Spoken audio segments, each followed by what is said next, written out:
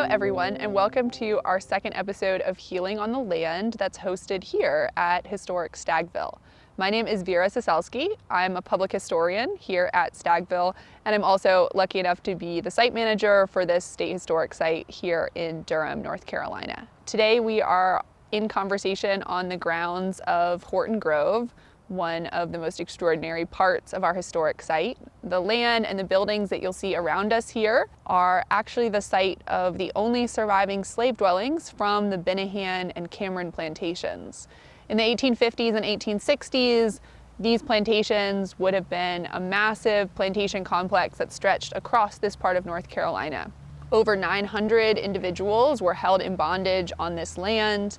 Today, we're going to be using this space as a place to talk together about what it means to be keepers and caregivers for land that has this plantation history. And I'm very fortunate to have two wonderful guests with us here today to talk with us about how we can honor the history of enslaved people on land like this land, and how we can work together to transform places like Horton Grove into spaces for transformation and creative community work that uplifts the history of the people who were enslaved here and creates space for new community in these places. I'm going to defer to the folks who are with us here today to allow them to introduce themselves and their work.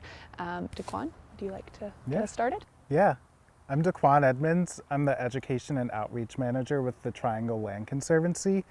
We're a local land trust based here out of Durham, North Carolina, and we own and operate 8 public nature preserves, one of which is Horton Grove Nature Preserve. And if you guess by the name, we're neighbors with Stagville. So we operate a nature preserve that's right on the border. And I love to use it as an opportunity to talk to the public about the history of the land and where we are today. In general, the Triangle Land Conservancy, we conserve and protect about 21,000 acres of land in the Triangle, and we have 4 main missions and main goals. Number 1, we protect natural habitats. We also safeguard clean water. We support local farms, and then the thing that I'm most excited about in our mission is connecting people with nature. So thanks for having me. Absolutely. Yeah, thanks for being here. Delphine, tell us about you. Hi, and I am honored to be here as well. I'm Delphine Sellars, and I am the co-founder. The other founder is my sister, Lucia Patterson. But we are the co-founders of Urban Community Agronomics, and it is locally known as UCAN. We are actually reclaiming an old farmstead that is actually conservation property that belongs to TLC. This is part of the plantation system that existed in Durham County. Our purpose really is to give access to those who feel that in the past they've not had access to open space, green space where they can grow and nurture not only their bodies, but their spirits. So we are honored to be here, and I'm excited to talk about what we're doing at Catawba Trail Farm, which is what we've renamed the property that we've been allowed to develop or reclaim, courtesy of TLC. Yeah. I wanted to invite both of you here today because I think it is so rich to know that our 3 organizations are all keeping and caretaking for pieces of land that were part of this same plantation, right? The land at the Horton Grove Nature Preserve was part of the working land of the Cameron plantations. UCAN is on the site of the Snow Hill section of the plantation, which you and I have been fortunate enough to try to start to unpack some stories from.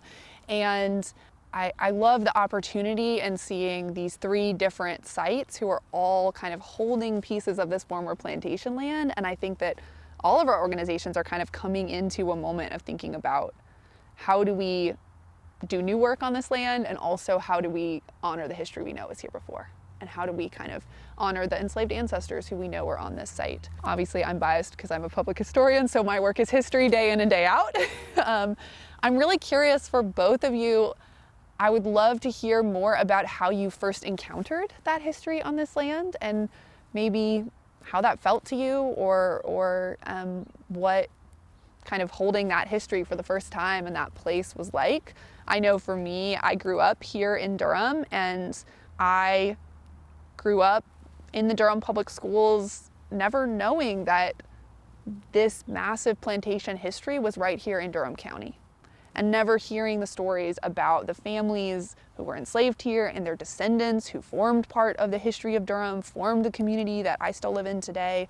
And so I really remember this kind of process of that opening up for me for the first time and realizing this broader history that I'd learned across the United States, that there was this like deeply personal story of it here. Do you remember the first time that you understood that that was part of the history of that Snow Hill site? I do. Actually, I always go back, and I knew a little bit of the history before even contacting TLC about, do you have some property that we can develop and we can use and we can give people access to, and these are the things we want to do with it. But I do remember when I first walked on the property that we're on right now, I felt at home. I felt chosen, and I felt that this was a place that I was meant to be.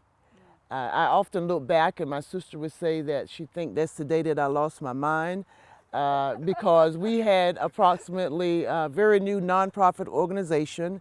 We had less than $250 in the bank, and you walk on a piece of property that has fallen trees, decaying buildings, hasn't been touched by anybody, been totally neglected for over 70 years. And I walk there and I say, this is it, I'm home. This is beautiful, this is where I'm supposed to be. Yes, we can do this.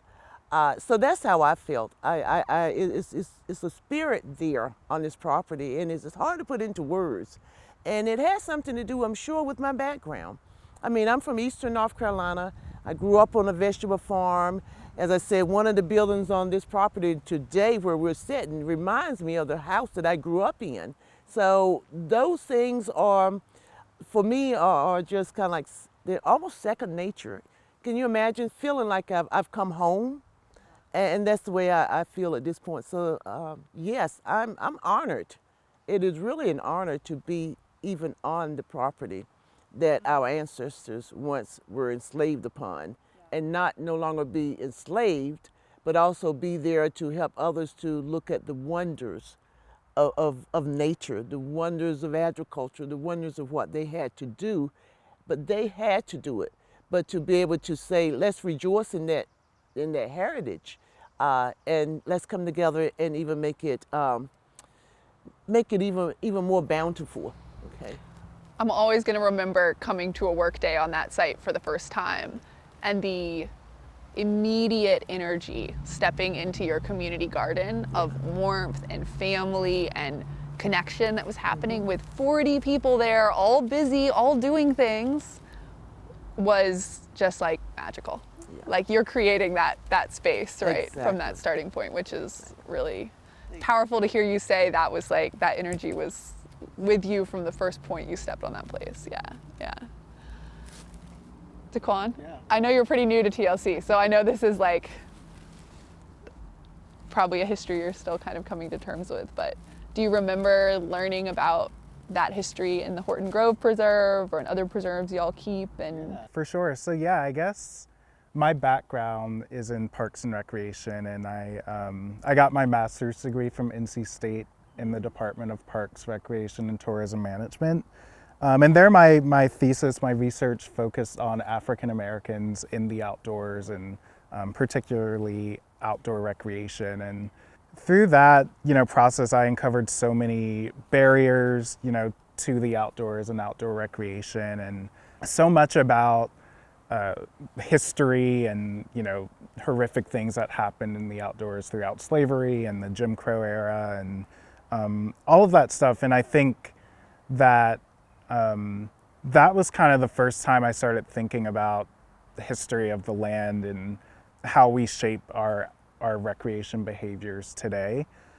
So I was interviewing for my position with TLC, and I learned, about the Horton Grove Nature Preserve and the trails here, and I was fortunate enough to get the job, and I came out here to Horton Grove, I think a little before I started, and I was just, blown away by the proximity to Stagville, the historic site. I remember coming here as a kid, and had no idea there was so much land back there. And then I pulled up to one of the trails, and I discovered that all of the trails here are named after the families of formerly enslaved people. So I just thought that was, such a powerful representation of the legacy of the land and the nature preserve. And it really got me thinking about, as a land trust, the Triangle Land Conservancy, we own and operate nature preserves, and we protect more land than that. And it just got me thinking about how land ownership has come to be. And, I'm sure for every Horton Grove nature preserve that we know about, the legacy and the history of the things that happen on the land, there are so many other places that we really, don't have good records on. But I'm sure every place, has a story. And I think that was the first time that really hit it for me. And now in my work, thinking back about, the legacy of the hardships that happened during slavery and the Jim Crow era, I also think about some of the joy that I'm sure people must have experienced, if it's just literally escaping to freedom through the woods and living off the land. But I'm sure there are times, where people went into the forest to kind of just get away and take a little bit of like solace and time to reflect on their lives, when dealing with such hardships. So I think it's important for land trusts and to, of course, recognize that legacy and then try to do our part to use the land as a way for healing and learning about history and reflection. Yeah, that's one of the, I think, richest ways that we as historians here think about the land that we keep, is that we remember that so often that the written records we have that survive tell us about the way that enslaved people were valued as property instead of as people, and tell us about the labor that enslaved people were forced to do, and tell us about the surveillance and the violence that were used to control enslaved people, and sort of give us this picture from the point of view of these white folks who were in positions of power. And so often it's those small moments of agency, of resistance, of family, of community that we actually don't have written records for, because we don't have records that come from, exactly. or we have very few surviving written records that come from the people who experienced slavery here. And perhaps we're lucky enough to have oral history or artifacts that can begin to fill that in. But some of the forested places, some of the swampy places on this land feel like a place to be closer to sort of imagining the possibility of the things that people did sort of carve out, these moments of agency, these places of resistance that we probably will never have written records about, but we can feel closer to that part of the history being in those places. Yes, definitely. And I think about that in the kind of wet and boggy places on our property, or that, I wonder, would this have been a place of refuge for someone, right? Yeah. And who might that have been? And when that part of the history has been so silenced and so erased, it's precious to be able to feel a little closer to that through maybe a little bit of the land or a little bit of the landscape that we're in. This whole series of videos is about kind of this concept of healing on the land. And really in all these videos with many different historic sites in the state, we're thinking about how can the land that we keep, how can the historic sites that we have be places to teach us about healing. And one of the rich things I think about this series has been thinking about many different kinds of healing and how we can think about, physical health, but also spiritual healing and the healing of relationships between people and the healing of relationships between people and the land and people and the history that we keep. And so I'm really interested in talking with both of you about if and how you think about your work as healing work. Delphine, you've already referenced that, so I know that that's a cornerstone for you of what you do. Yes, it is. I would think that the very first part of the healing process, as far as the Catawba Trail Farm is concerned, is to walk on that property and see someone who looks like me. 90% of the patrons who come and participate in what we're doing on Catawba Trail Farm, which is agricultural based, are African Americans and are Latino, Latinx. So to have a child to come up and say, "Oh, so you're the one, and this is what you look like, and you have look at your white hair, and they see that. And then to know that it is slave property. This is where our ancestors worked and toiled. That's part of the healing process. Number one, that someone that looked like me could be what they say, in charge and responsible whether it succeed or fail, okay? So that's the one part. The other part of the healing is just to be able to dig in the soil, okay? We have raised bed gardens and we have traditional farming areas. And each family who comes with us and participate with us has a bed, and we talk about what you can grow. We talk about the plants that can be grown and the herbs and what they were used for and how our ancestors used them or how the indigenous people used them. That's part of healing, because what we're talking about is we're talking about the positive things, because what we're trying to do is to get our young people as well as our old people to embrace our ancestry and our history of agriculture. Agriculture, as far as a perspective of many African Americans, has a negative connotation to it. It should be the complete opposite. Those skills that we develop, that we help to develop and create, as far as making sure that we have a rich production of the crops, whether you're talking vegetable crops or whether you're talking field crops or whether you're talking tobacco, but that's part of our history. And that history needs to be told. And once it's told and once people realize it, it opens them up. It really does. Our motto is creating community one seed at a time, okay? A community is diverse. A community has people of all shades, all races, all backgrounds. That's what we have at Catawba Trail Farm. We have a mixture. We have a mixture of poor, we have a mixture of rich, we have a mixture of those who need peace, okay? That they need peace. Healing comes in being able to come someplace and learn something new in a very supportive, that's the other thing, in a very supportive environment. We support you. I don't know everything. I'm learning. And if I make a mistake, I'm gonna share my mistake with you. It's okay to fail. It's okay. As one of the young people who is now, he's a freshman in college, and he's actually caring for our chickens. He's our chicken person. Quentin made a statement once, something that he said that made me was, Miss Delphine, I realized that as far as growing produce is concerned, I need to stop looking in somebody else's garden bed, and I need to be patient and give nature a chance to develop my garden bed. And it's like, yes. So we all don't have to run the race at the same pace. We're all headed in the same direction. That's healing.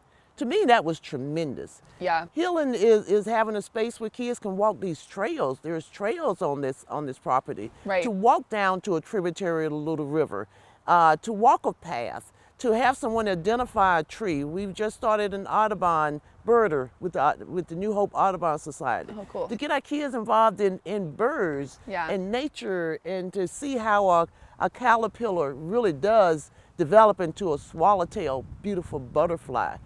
Oh gosh, I get excited about this because that's the healing part. I'm excited about the it. The healing part is really seeing this is what an okra looked like. Right. Is this really what an eggplant looked like? Yeah. Let's taste it. Let's look at these mushrooms, because there's more to farming than just digging in the earth. So let's do some other things. Let's inoculate some some logs with mushrooms. And you know what? Take it home. This is how you take care of it. But I want you to share with me what you got out of it. I want you to share with me how fruitful it was, because these are the things that you want to do. People come, some people come with a heavy heart. Literally, they come with a heavy heart, and all that I ask of them is to sit down and enjoy the peace. Our oldest gardener is 85. Wow. 85, soon to be 86. Awesome. So, there's intergenerational learning. That's healing. Because I can learn from you and you can learn from me. That's healing. Yep. There are little kids who go home with a cup that has garlic chives in it or mint, and they're eager to go home and put it in their windowsill. You're learning from me and I'm learning from you. I'm learning from this little child. That's healing. Healing is access. And all of that what that does for me is it builds what I call social and human equity. You know, I once complained to an elderly gentleman, really I did. I do have a tendency to complain once in a while. I complained of, we don't own this, we're not building equity. He said, you need to stop. You're building the most important equity you could possibly build, and that is human equity. All other things will go by the wayside, but what you instill within a human being, the joy you give them, the confidence you give them, the exposure you give them, and the recognition and the honor you give them, you can't buy it. So, young lady, and you can see, call me a young lady, you need to take account of what you're doing, and you need to reassess what you're doing. And all I could say was, yes, sir. So that's healing. That to me is healing. You can see I'm healed. I love what I do. I was so struck by what we're talking about the intergenerational. Yes. Yeah. The day when I visited the community garden and seeing young people of all ages, down to very, very young people there with their parents, and also elders. Yes. And so clearly everyone learning from each other, everyone working together, right? And I was like, it was really striking. I thought the moment that I was there, I was thinking, how rare is it to see a space where there are this many folks from this many generations pulling together on this, right? And learning from each other. Yeah. And we all have books. I can go and read a book on how to take care of pests and things along that line. But to have an elder to tell me, this is the way we do it. Did you know to get rid of, fire ants, put baby powder on it. It's like, what? Are you serious? Just sprinkle baby powder on, and it works. Wow. And it doesn't hurt the environment, it doesn't hurt the soil. So to learn old remedies from the elderly, it's just wonderful. It is. Wow. I guess I should probably answer this question too, because this is a piece of our work here at Stagville. I think here at our historic site, we're really kind of moving into this time of trying to think about how the work that we do, how the history that we teach and that we open up for people can really be focused on the big questions in this history, right? About justice, about healing, about equity, and these big questions that the history of slavery on this site demands that we talk about and that we answer. I think when I think about how public history can be healing work, I really go back to words that I encountered as a young person growing up in Durham from Pauli Murray, the wonderful poet and activist and scholar and 1,000 other things, who grew up here in Durham. And Pauli at one point describes, the process of encountering history and thinking about healing. So many of those questions were at the center of Pauli's work. And Pauli at one point said, we're never going to heal until we face the truth. And I think about that line all the time. Anyone who has had a meeting with me here will tell you that it is up on the wall of my office. And I think all the time about that the work that our historic site can do is about telling the truth. And that means doing new research so that we have the truth. That means pulling in as many voices and perspectives as possible so we can see all the complexity and all the humanity and all the nuance of what honestly happened at this place. And it means absolutely not being ever afraid for that truth to be uncomfortable or to create productive discomfort in people or to challenge people that this is a place where we need to encounter the violence and the trauma and the horror of what happened to people here, right? Plantation sites in this country for generations have a legacy of purposefully obscuring and covering up and refusing to acknowledge the Black history of these sites. And so part of our work can be to keep swinging open that door, while also never forgetting that the resistance and the joy and the agency of enslaved people are all present within this place too, right? And I hope that some of the work that we do is about getting closer to Pauli's idea of telling the truth, and of that truth being a foundation for all of us to get closer to healing, right? That quote always grounds me in the work I do and is an accountability call in the work we do, right? Because if we're not telling the truth, then we're not on the right road, right? We're not on a road that will get us to a place of healing. Yeah. Yeah, no, for me, I think, when a lot of people think of a nature preserve or something like that, they think, of the physical health aspect of healing. So, get outdoors, move around. Exactly. You're hiking or you're mountain biking or kayaking, and, that's good for your body and good for the physical. And that's most definitely true. But I think, especially during the pandemic, we've seen just an outpouring of visitation and people supporting our organization, and been collecting comments from people in the community, and they just share, how our nature preserves someone described it as have saved them during this time, because, they were trapped in their house all day and I guess, just dealing with a lot, but, getting outside to some of our nature preserves and the things we have open to the public have really helped them. So I think it's a really important thing to realize that we can build the trails and put them there and take care of them. But we're doing that for a reason, and that's to promote health in our community. And while the pandemic is a really good illustration of that, I think also in times of stress or hardship, we've seen, a lot going on in the country over the past, year, going back to the summer of 2020, and just to have the opportunity to be able to go outside and sort of escape, the stressors from the outside world, or just have that little piece of solace that you can find where it's peace and quiet, and you can go out and hear the birds chirping, or just experience the sun and the fresh air. I think it's really, really healing. So I think we need to begin, and studies have shown, and there's been practices going back thousands of years of people going outside for healing, and I think we need to definitely get back to that. Yeah.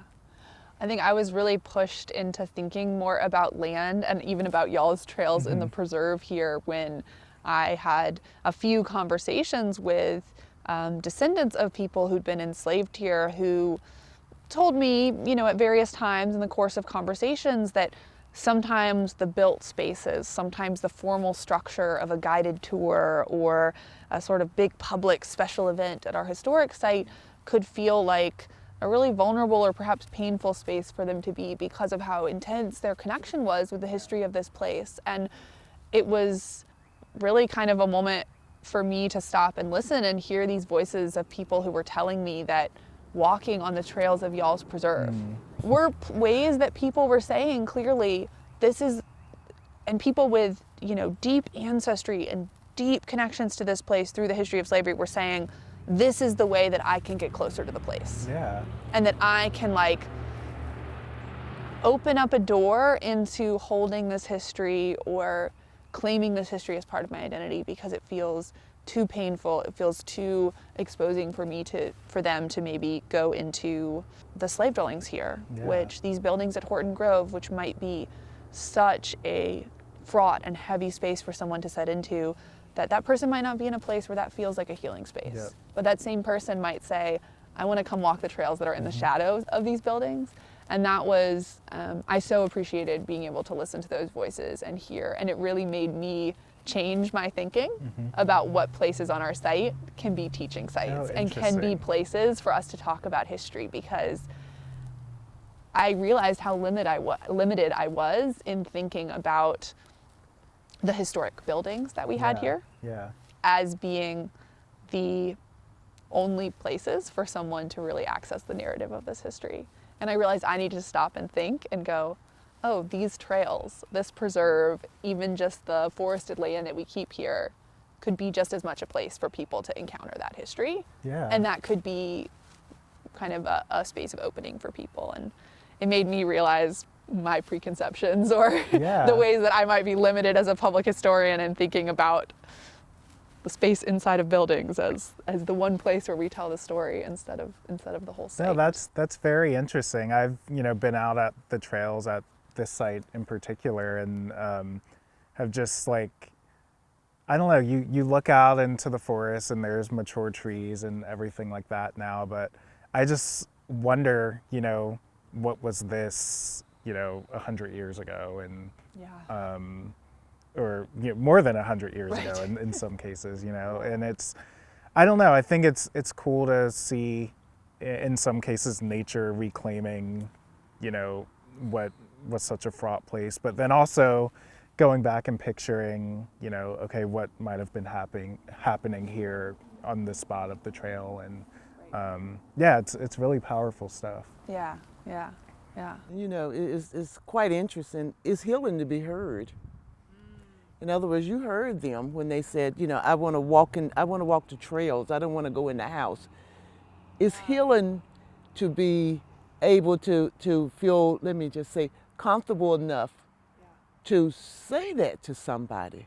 No, I don't want to go in there because it's too painful for me. My ancestors were here. So let me, as opposed to going inside the building, let me walk the trails where I feel that they, and here I'm just interjecting my own self, where I feel that they would have felt more peace. Yeah. Where I feel that they would have felt more freedom.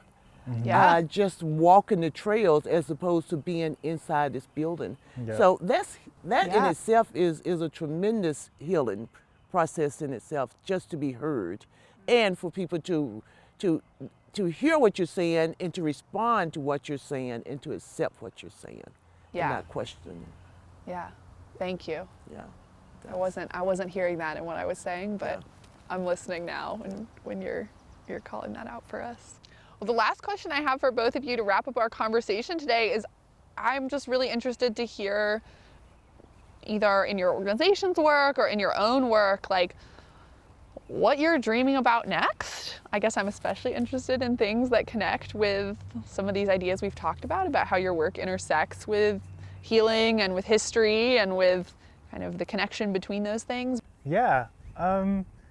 So I think oftentimes we see all these stereotypes in the mainstream and just in the public about Black people in the outdoors, right? So, Black people don't hike, Black people don't camp, all of these different things. And that's something that I'm really interested in uncovering and unpacking and trying to shift that narrative. And one example I like to give is, some of my family members, they would say, we don't like the outdoors. We don't want to hike. We don't want to camp. But as a kid, I can remember every family reunion, of course, was outside, and we'd be outside for the entire day. And family members that love gardening and all of that stuff, and you can go to them with any question about that. And but there's just something about these terms that we use in outdoor recreation, like hiking or backpacking, and things that sort of seem more intimidating than what they really are. So I'm really excited to have that chance to try to shift the way we look at some of these activities and break down barriers that exist, and really get to the root of how we can make outdoor spaces more inclusive. And I think places like Horton Grove, or we have another nature preserve that's out in Raleigh, our Williamson Preserve, was also, a plantation. And I think using that history and, working with groups and community members to tell stories of what happened on the land and connect it in a cultural way to create a place of healing, like we talked about so much. I think we have the responsibility to do that, and to really try to connect and reconnect people with the land. So that's what I'm excited about. Here at Historic Stagville, I think we are probably always in some way thinking about this question. I think when it comes to the land here specifically, I think we're really dreaming about some ways that we could do more education and more interpretation programs that are outdoors, that are collaborating with the preserve or with y'all's farm in various ways, and thinking about how can we interpret more the history of the land that was here, and think about some of these stories that we've referenced about how enslaved people used this land as a source of power for themselves within this oppressive, violent system. And how did people use this land to find paths to freedom seeking, or create moments of agency, or pockets of community, and to organize together for resistance in this place, to preserve cultural traditions, right? Some of the cultural retentions here around the way that enslaved people preserved West African practices of outdoor living spaces and gardening traditions influenced by West African cultural retentions. By the time people were here, ancestors many generations removed, and the power of knowing that something like that was enduring through so many generations of bondage is, I think, interpreting some of those ideas is a really rich way for us to unpack more how the land of this place and the landscape and the trees and the living things that we have here are part of the history of enslaved people here. I'm also really interested, I think here we've been dreaming some, we've been developing a recent program that focuses on highlighting the connections between the legacies of slavery in the city of Durham and our historic site. And so kind of trying to, instead of focus on the history before 1865, look at some of the post-1865 history of this site, which we've always done a little bit, but we're growing into it in a richer way now. And we've decided to look at Durham specifically because there are so many descendants who are connected there, and because it's our closest city, and there's so many historical ties between families who were enslaved here and the development of Durham.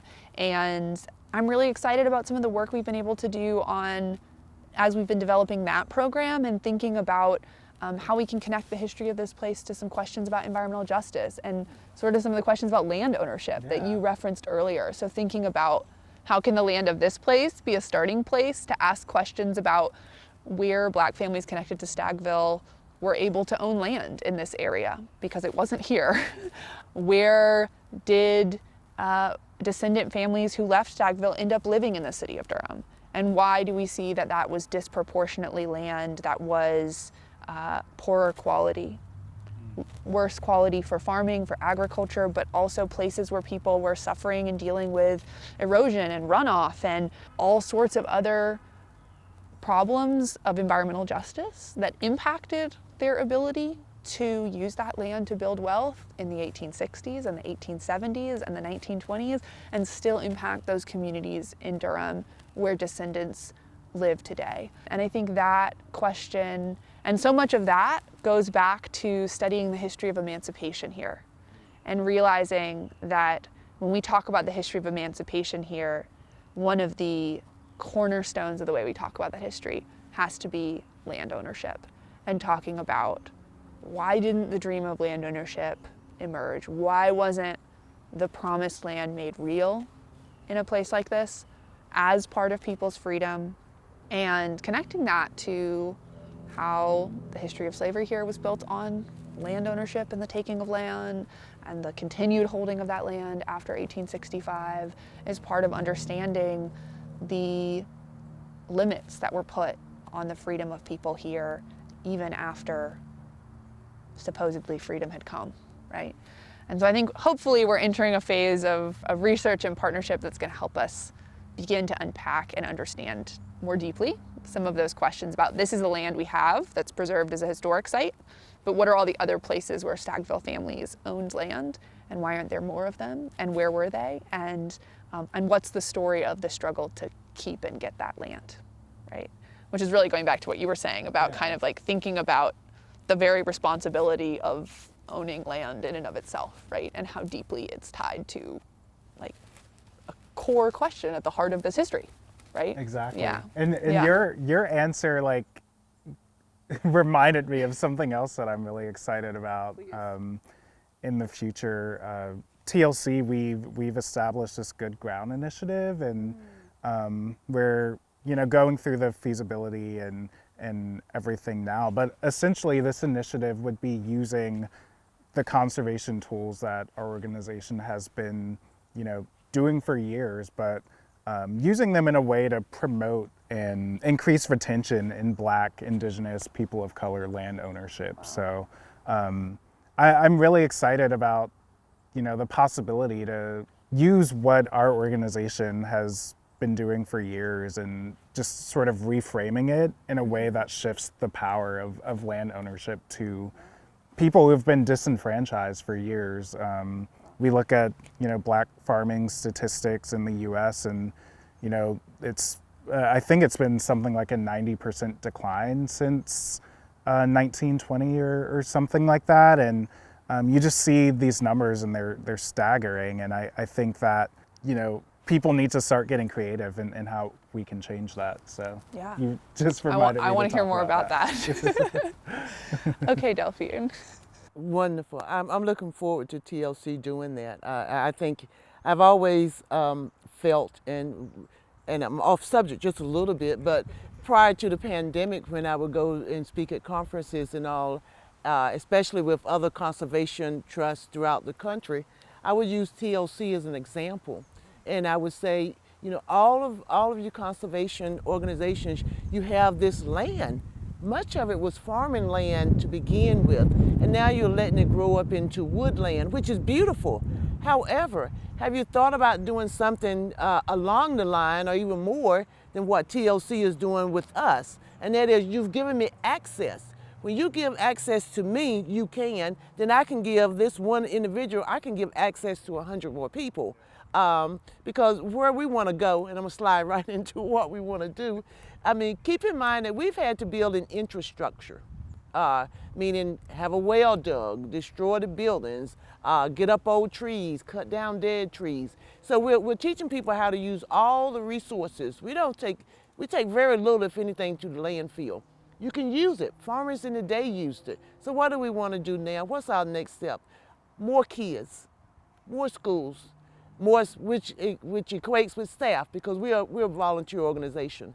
I'm proud to say we have our first part-time employee. That's a big step. big. Yeah. Awesome. But we've just got electricity, just waiting for the county to come out and do the last what they do before they give you a permit to inspect it. Those are things that we've had to focus on as we build a community garden, as we engage the community, as we engage families, schools. So we want more of that, and more wanting it from us. But the biggest thing is we recently got permission, and I use that term, but somewhere we'll get around to equity up on all levels. But we received permission to clear 2 acres of land, okay? This was traditionally the agricultural fields. And you say, well, what are you gonna do with 2 acres of land? We need to support ourselves. We wanna be able to sustain ourselves. Yeah. No one is gonna come behind me and be an executive director with a 0 salary. You know what I'm saying? So we need to be able to do that. But the biggest part of that is, when I'm talking about access, is to be able to take half of that land and say to, as one county commissioner once used the term, say to our returning citizens, and people who've been incarcerated can't, you can't find jobs and they're struggling. To be able to say to our returning citizen, here is some land. You're interested in agriculture. We're gonna give you, and I'm just talking off the top of my head, 1/8 of an acre. So on this 1 acre, you have 8 individuals who are learning how to be, with best practices, how to farm, how to grow vegetables. But not only that, they're learning how to work together to create that CSA, how to make a living from this. So the biggest goal now is, once we get that, is for 2 years, we're going to teach you, and we're going to work together. We're going to work on business plans. We're going to step outside the box, and we're going to help you. Because during this 2-year period, you need to learn all that you can learn. And then we're gonna help you to take that next step. You guys, you can go and find land. We'll help you find land on your own, or another space that you can support yourself and your family and feel good about yourself and heal from whatever it is that made you become or do what it was that you had to do. And then what are we gonna do? We're gonna bring in 8 more, okay? So we're building a foundation of people who are becoming proud of their heritage, which is healing, becoming proud to be of the color of their skin, and have learned to shake off all the negative things that they've heard about it, who are proud to be in the agricultural field, but also passing down some legacies and some things to their children that their children can pass to their children. And we're building a foundation of growth, and we're building a foundation of self-love. We're building equity, you understand? And it's not just human equity at this point. We're talking about building economic equity. We're talking about building social equity. We're talking about building people who were once strong anyway, but now helping you to be strong within yourself and know your strength and believe in your strength and be able to take that strength and strengthen somebody else. That's what we want to do. So it includes rehabbing a couple of buildings, you know, doing some things, getting intergenerational, but the passion and the motivation is there, and we're blessed that volunteers come to help us. So I'm a can-do kind of person. So it may take us a little while. It may take me a while to get there, but we'll get there, and that's what we're looking forward to. I have absolutely nothing in the world I could add to that, of course. Thank you both so much for being here today. I'm thrilled to get a chance to just spend more time with both of you and talk to both of you a little more about your work, and hopefully y'all have gotten to learn a little bit about each other in the course of today. And yeah, thank you both so much for joining us today, and I'm really looking forward to seeing all of these dreams start to come out into the world for all of us here. They will. Yeah, They will. Yep, they will. you're right. Absolutely. All right. Thank you. Yeah, thank you. Yeah.